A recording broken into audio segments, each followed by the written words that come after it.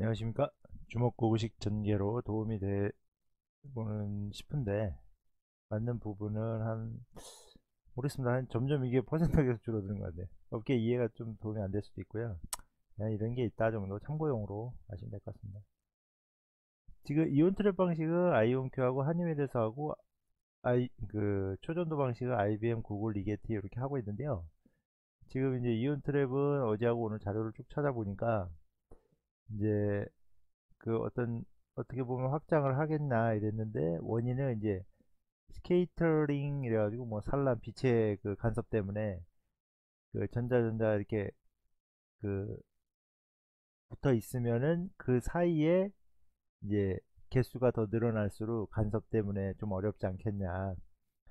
그리고 소형화되거나 어떤 이제 진공 챔버하고 레이저 컨트롤 뭐 이런 게 소형화되면서 조금 그런 문제가 있을 거예요. 이것도 사실 그러니까 여기에 원인이나 이 밑에 있는 원인도 마찬가지인데 여자 학계에서 뭐 논문이 나오거나 이런 건 아니기 때문에 뭐 초보자들 입장에서는 좀 궁금하잖아요. 그러니까 그냥 이런 것도 있을 수도 있다는 걸 이제 설명을 드리는 거지.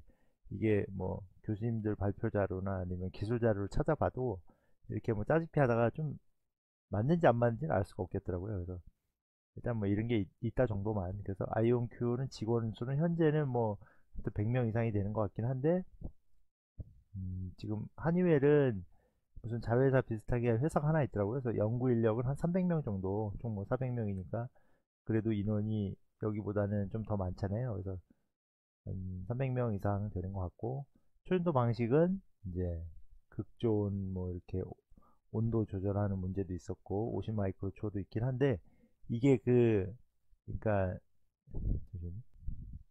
그래서 이 지금 초전도 방식 같은 경우는 실제로 이게 10년 이상 그러니까 원래는 더 짧았는데 뭐 50 마이크로부터 200 마이크로 초 이게 그렇게 시간이 걸려서 올라온 거기 때문에 그거를 너무 짧다고 그러니까 그냥 실제 시간으로 1초, 2초도 안 되니까 굉장히 짧다고 이렇게 판단하기가 좀 어렵다. 뭐 그런 내용도 있더라고요.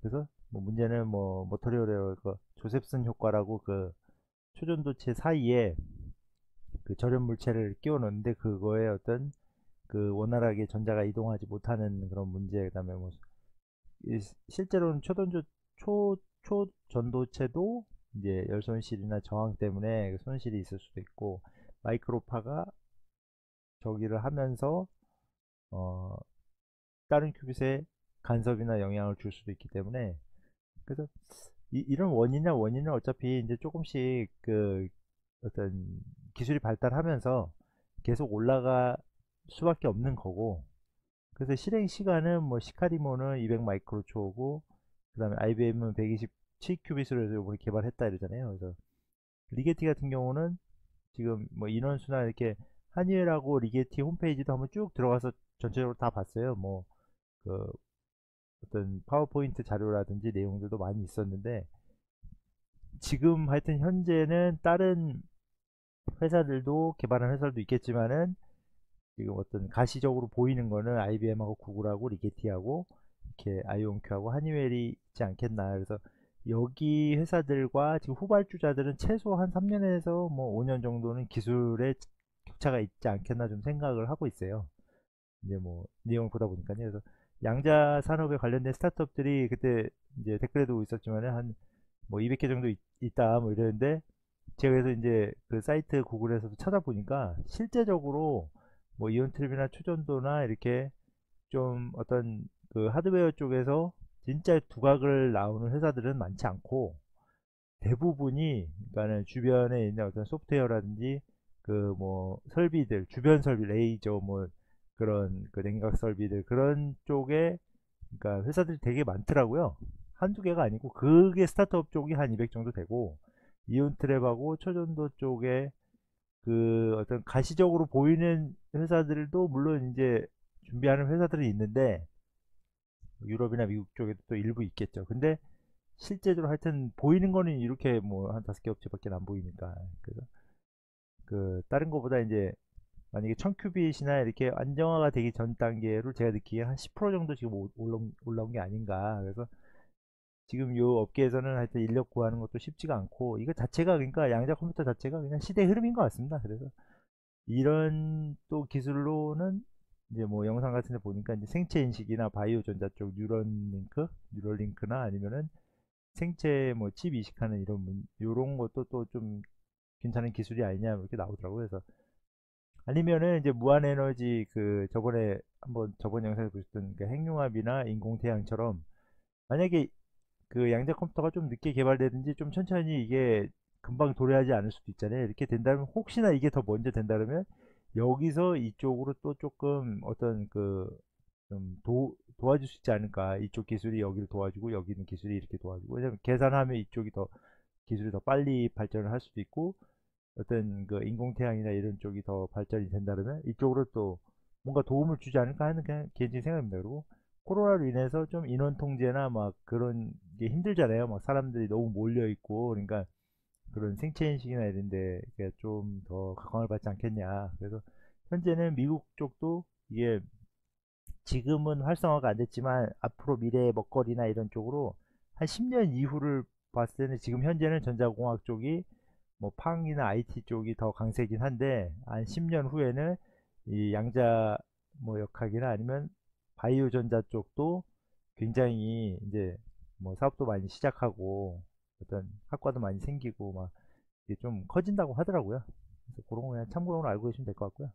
뒤에 부분 빨리빨리 지나가겠습니다. 이거는 이제 빛이 산란된다 이런 거 보여드리려는 거였고, 지금 보면은 이제 그 어떤 작업, 그 피델리티 뭐 이래가지고 단위 큐빗은 99.8%고, 이건 이제 리케티 쪽 2큐빗, 그 다음에 2큐빗 중에서도 XY 좌표 CZ 쪽은 이제 이렇게 돼 있고, 이거는 이제 아이온큐 쪽이네 99, 98%. 그 다음에 이거는 이제 한유엘 쪽이었거든요. 99% 이렇게 나오는데, 싱글 큐빗 뭐 투 큐빗 해가지고 이제 회사별로 이런 걸 다 홈페이지에 다 올려놓으니까요. 찾다 보니까는 다 보이더라고요. 그래서 이런 게 있다 정도.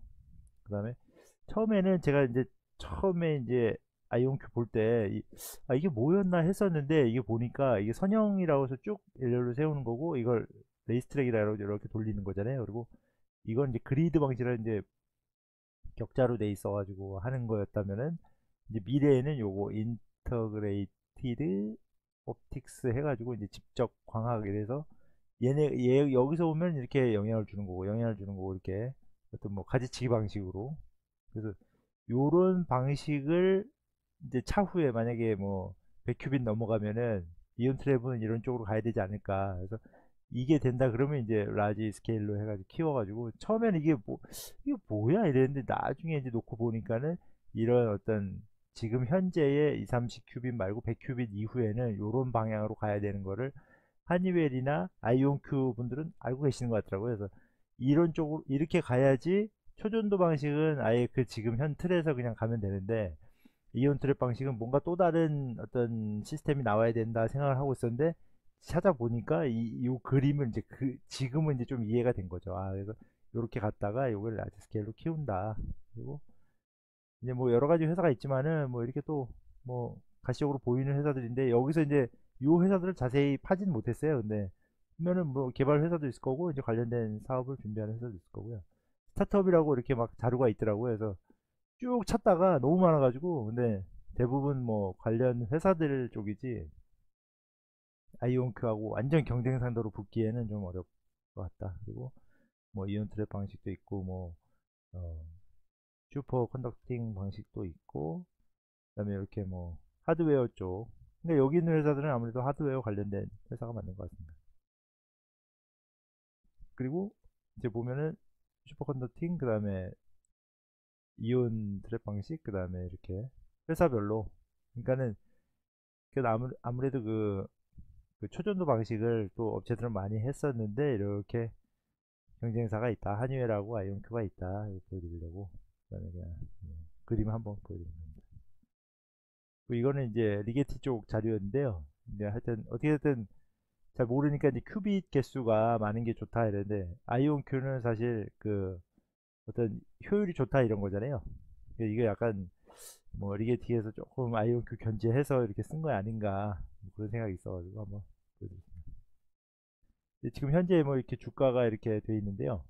보니까는 그 리게티도 이렇게 뭐 둘이 합병을 했다 이런 소식이 있더라고요. 그래서 지금 보면은 뭐 하여튼 경쟁 회사니까는 참고용으로 그래서 요약해서 드리면은 뭐 문제들은 이런 문제가 있지만은 이건 사실 뭐 논문이나 그렇게 딱 그 어떤 신빙성이 있는 자료는 아니고요. 이런 게 있다 정도만 아시면 될 것 같고 지금은 아직 초기 단계이기 때문에 하니웰이나 아이온큐나 IBM이나 다 처음 지금 아직 이제 상용화는 되기는 했는데 그 이후에 어떤 그 진짜 킬러 앱이나 이런 게 없기 때문에 어떻게 좀 더 접근을 해가지고 이제 여기서 누군가는 확 치고 나가는 거죠. 이제 IBM이 아무래도 이쪽에서는 IBM 쪽이 좀 강세고 아이온큐하고 하니웰에서는 이제 하니웰이 얼마나 기술력인지는 모르겠지만 이제 인원이 워낙 많다 보니까 여기도 이제 따로 떼서 캠브리지랑 해가지고 이제 뭐 상장한다는 얘기가 있더라고요. 그래서 하니웰이 만약에 나오게 되면 아이온큐하고는 굉장히 이제 그 경쟁 각축전이 일어나는 거죠. 여기서는 이제 IBM이 독주하면서 리게티는 어차피 아이온큐에서 아니 IBM에서 나온 그 사장님이 차린 그거잖아요. 그러니까 리게티는 아마 쫓아가는 개념이면 IBM이 좀 치고 나간다면 여기서는 이제 아이온큐가 조금 더 밀릴 수도 있는 상황이라 한번 좀 지켜봐야 될 것 같습니다. 네, 이상입니다.